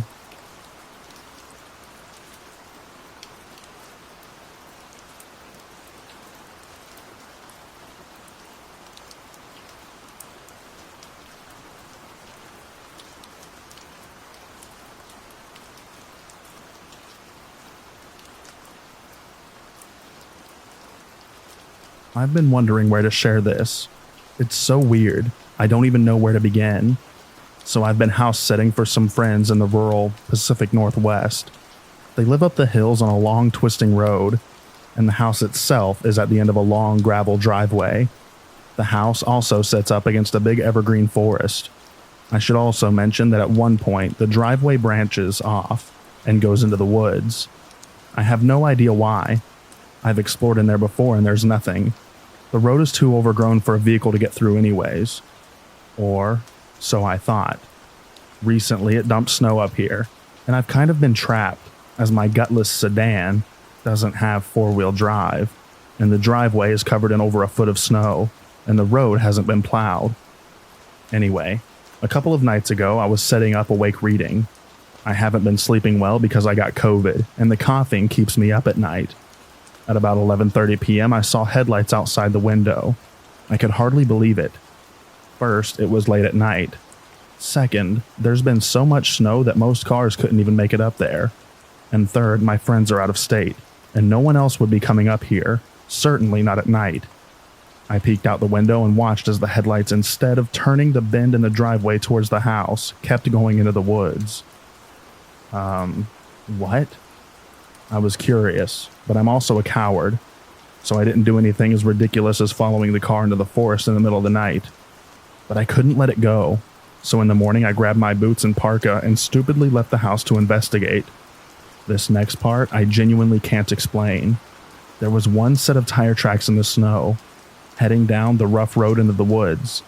I followed them about a half mile into the forest, and they suddenly stopped. There was a large fallen tree blocking the road and no vehicle in sight. The tire tracks just ended, and no footprints in the snow either. That's it. I wish I had an explanation, or a better ending than me running like hell out of the woods. But I don't. I'll be glad when my friends get back, because it is super creepy up here.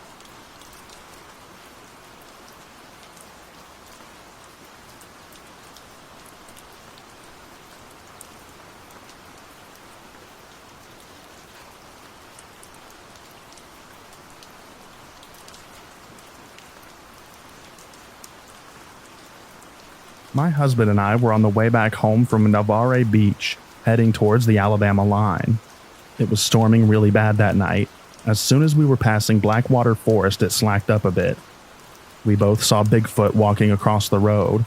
By the time we were coming up on it, was almost to the other side. He looked so shocked, like a deer in headlights. I asked my husband if he saw the same thing that I did, and he agreed. I couldn't believe that we had seen it. A couple of weeks ago, he got sad news that our older woman friend that had stage 4 cancer had passed away. Yesterday, her daughter updated everyone with where they were having all the memorial services at, and one of the places just stunned me. They opened a restaurant, and it's called Bigfoot Crossing, exactly in the area that we had seen it. So now I'm wondering how many more sightings. I mean, it's gotta be quite a bit. Now I want to go back out and check out the area more.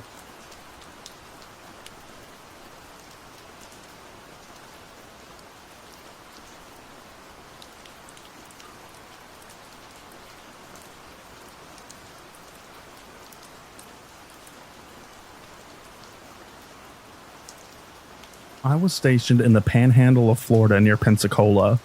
I was in charge of a team of about 10 guys taking part in an exercise. We were playing the bad guys for this exercise. And on that night, our job was just maneuvering. Mostly walking and driving around pretend villages. Anyways, we grabbed our gear for the night and went back out to an informal staging area to wait around for us to get called into the village. Being a group of young military guys with nothing to do, we started messing around, driving in circles and up and down the nearby dirt trails in our trucks, talking crap on the radios, looking around with our night vision goggles, etc. Because why not? We spot an SUV parked down one trail, which was a bit odd since we were on the military range at the time, but not crazy since we weren't near any of the sensitive or dangerous parts. I drive up next to the SUV slowly, and the guy, setting shotgun with night vision goggles, says there's some weird person setting in it. He hands me the night vision goggles, and I look over, and holy hell, that person was terrifying. They were in the back on the driver's side. Super tight skin, crazy sunken eyes, thin lanky hair. At first just staring straight ahead, but they suddenly turned to look at us, and I booked it out of there. I practically threw the night vision goggles at the guy next to me. I don't know why, but I felt one of the deepest feelings of fear that I'd ever had. Literally, the only times that were worse were times where I genuinely thought that I was about to die. We drive back to where the other guys were, and I tell them about it.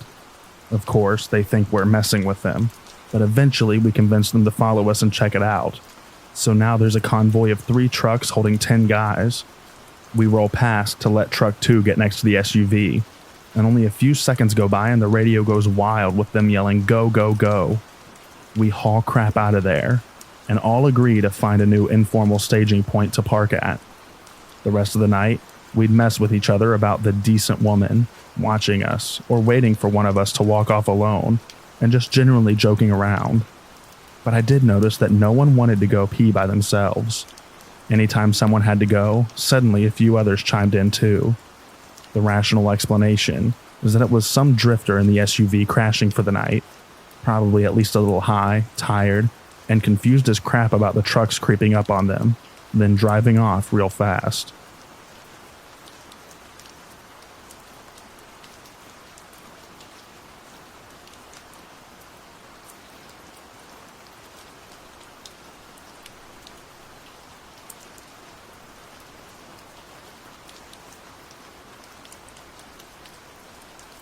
I took a trip to stay in a cabin in the middle of the woods, high up in the mountains of the city of Ranger, Georgia, United States. This neighborhood was 30 minutes up the mountains, away from civilization, and even the cabins were spread far apart. The front deck of the cabin was completely exposed to the woods, so I acknowledged that any animals could stroll along if they pleased.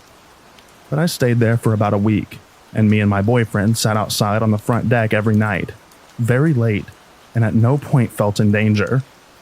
It was peaceful with fireflies out and sounds of crickets every night. Until the 5th night. It was eerily dark too. The moon was covered heavily. It was about midnight, and all of a sudden, I didn't feel peace like I did those other nights. The forest went completely quiet, and I felt a horrible sense of dread. I genuinely feared for my life. I sat there in my chair looking out into the dark forest, trying to rationalize and calm myself down, that it was just my mind playing tricks. But all of a sudden, my boyfriend said out loud that he felt unsafe. That's when I realized it wasn't just me. We then both heard a blood-curdling scream, and we pulled out a flashlight to see what it was. Turns out it was a gray fox. They make scary screaming noises. The weird part was that the fox was running and had its ears and tail down like it was scared. This was in June, and I read that foxes scream like that when it's mating season or if they're in danger. Their mating season is winter, and this happened in June. So I do believe that this fox was in danger, or afraid, as well, adding to our fear. The cabin has 3 floors, and we were able to climb out the window and sit on the roof, because we still wanted to be outside and relax. Didn't matter how high up I was. I felt something truly evil and stayed inside. The only other time I felt something so evil, or like someone was watching, was when I had a few paranormal experiences at a haunted house. Georgia doesn't really get mountain lions that often. Maybe a bear, but it didn't feel that way at all. It felt unnatural.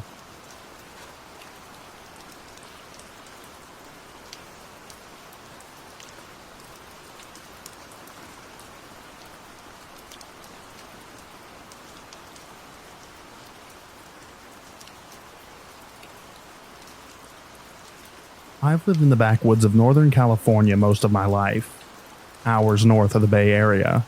So with that being said, I have a million weird or creepy stories, most of which can probably be blamed on wildlife, but not all of them. This would have been about 2 years back now. I was living in an isolated neighborhood with my parents right at the edge of a thin, dry national forest. Anyway, one night I woke up at about 5 a.m. to the loud sound and purple light of the garbage truck speeding by. After that, I couldn't get to sleep. A few minutes after, I get up and start walking down to the kitchen for a midnight, or I guess early morning, snack. Out of boredom and insomnia, I decide to go into the backyard. It was an unusually warm, dry night for the season, and it felt nice to get outside, but something caught on in the corner of my eye. I looked up to see this huge ball of light in the sky, completely still, just a little bit above the neighbor's roof. I stand and stare for about 30 seconds to a minute and run back inside completely freaked out. Does anyone know what this could be? It was completely clear and in Northern California, not a place for weather. So I've ruled out ball lightning, and I'm kind of stumped.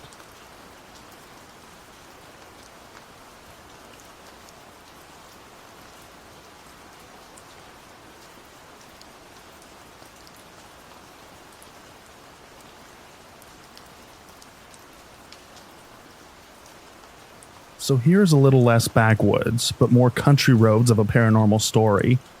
Every summer, my family and some close friends would all travel up from Southern California to the eastern Sierra Nevada mountains along the California-Nevada border to the town of Bridgeport. If you've ever been, it's a super cool area. Big biker route to Reno Tahoe. Excellent outdoor camping and hiking into Yosemite high country, rich in wildlife. Crazy old history with native tribes and the gold rush of the West. Has Bodie Ghost Town nearby.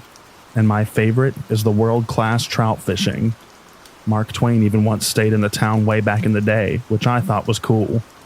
The town is small and has your typical 20-building Main Street USA to match the field, all surrounded by rivers, lush meadows with cattle and horse ranches, and absolutely gorgeous wooded snow-capped mountains.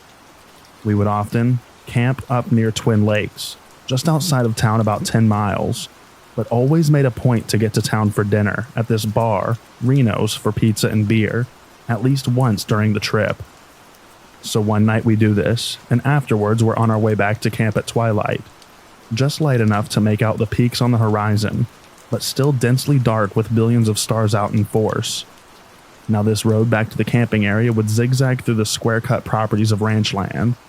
It's a narrow 2 lanes edged by barbed wire and an irrigation canal, and minimal streetlights, if any at all. Literally can only think of one installed by the Dude Ranch out here. So, we drive back to camp, having to use our brights due to the dark, and making sure to keep an eye out for deer. And when we finally pull into camp, my mom immediately asks, "Did you see that kid in the swimsuit on the side of the road?" Perplexed and a little amused by the idea, I say no. Where was this? On the side of the road near the cows. He was shirtless walking along the road. I had been driving behind her and my dad. There is no way I could have missed this had someone been there. Nobody in our car saw him, and my dad said that he didn't either when she initially saw him. Not shocking for my dad, though. However, also not shocking would be my mom seeing something paranormal. It always seemed to follow her, and she was dead, excuse the pun, serious. Even described the color of the shorts, his hairstyle. Said he was walking the same direction we were traveling, so she couldn't see his face and had to be in his 20s. So we half-jokingly jumped to that conclusion that maybe it was in fact a ghost. After all, it was dark and late. Nobody else had seen him. And even in the summer, the Sierras are high enough in elevation and have crazy enough weather to easily kill someone who wasn't prepared for the cold night. Especially shirtless in swim trunks. On a clear night in August, I've woken up to the teens for temperature. And where she was describing was in the literal middle of nowhere in these fields. It takes us about 20 minutes just to drive it at a good speed, let alone walk to camp in the dark. But I guess anything is possible. The next morning, we get up to learn my idiot friend, same one who got scratched in a previous post I wrote, left the cooler out after the rest of us went to bed, and a bear got a buffet out of us. So we decided that we'll make the most of it and go back to town for supplies, some further fishing spots, and get in dinner again. This time, on the way back to camp, I'm driving in front of my parents, zigging and zagging through the fields, when all of a sudden there was a bright set of headlights right on my butt. Looking back, I could tell this had to be some sort of lifted truck, maybe a Bronco or similar rearing up on my SUV. So close at times, I thought we were going to get rammed. I started speeding up a little at first, but this car stays right on me. I'm starting to get annoyed and concerned. After all, this was a 2-lane road at night that anyone wanting to pass could very easily and safely do so, and there isn't any area you could really pull over without risking pulling into a ditch and getting stuck. So I continue speeding up, but I'm getting concerned because I know the hills are coming up, and there are deer by the thousands in this area. But this car's lights keep pressing. My wife, then girlfriend and friends start getting a little freaked out as well, thinking about the backwoods BS butthole of a human being that is pulling this. And this continues through the fields until I get to the final turn before it goes from meadows to woods, and I get a really heavy gut feeling, almost like a scream in my head saying slow the F down. So do or die, I start pressing the brakes, hard, fully expecting this truck to ram us. As I do this, we're coming around the corner, and sure enough, there's a pack of 6 or so deer in the middle of the road. I was immediately a little shaken up. It's always a little startling when you see animals out of the dark while driving, especially big ones. And then it dawns on me that I'm not being blinded anymore, and we definitely didn't get hit. I look back in the mirror and the lights are gone. Just gone. No dust in the rear brake lights from a vehicle pulling off the road. Nothing screaming by us in the other lane. And no road for them to even have turned off on. Headlights lighting up the tree or area. And then I see my folks coming driving up right behind us. All of us are dumbfounded trying to figure out where this person went. The deer clear the road, and we make the rest of the drive to camp, and adrenaline immediately gets me a bit irritated. So I start ranting off about how stupid this guy was and how we could have died. Blah, blah, blah, really making everyone feel good. When we get out of the cars, my mom immediately starts giving me the typical parent talk. But I get even more angry when she calls me an idiot for taking off like that on such a dangerous road in the dark, and how lucky I am to have not killed us all with those deer, and how I needed to be more careful, etc. Well, if that butthole hadn't been riding my butt, it wouldn't have been such an issue, I say. What are you talking about? She responds. There wasn't anyone behind you. Oh, how the tables had turned. Luckily, my wife and friends had experienced everything with me, and they start chiming in about the truck. And I start talking about how I finally had enough and listened to my gut and reason, deciding to slow down just as we come to find the deer, and how the truck was just gone. It gave my mom chills, and she apologized but told me to be careful next time, but then started laughing and saying how weird the trip had been. I'll give this to my mom. She never did call us crazy for what we experienced in life, which is something I think a lot of parents neglect to do for their kids. It's funny, because I always heard similar experiences from country towns back east, or folklore of ghost trucks, and thought how stupid it sounded. But now, after experiencing it, holy crap, is it dangerous. Plain dangerous. I'd never wish that on anyone. This road hasn't given us any issues before or since, but I'll admit, I drive it with a lot more caution now.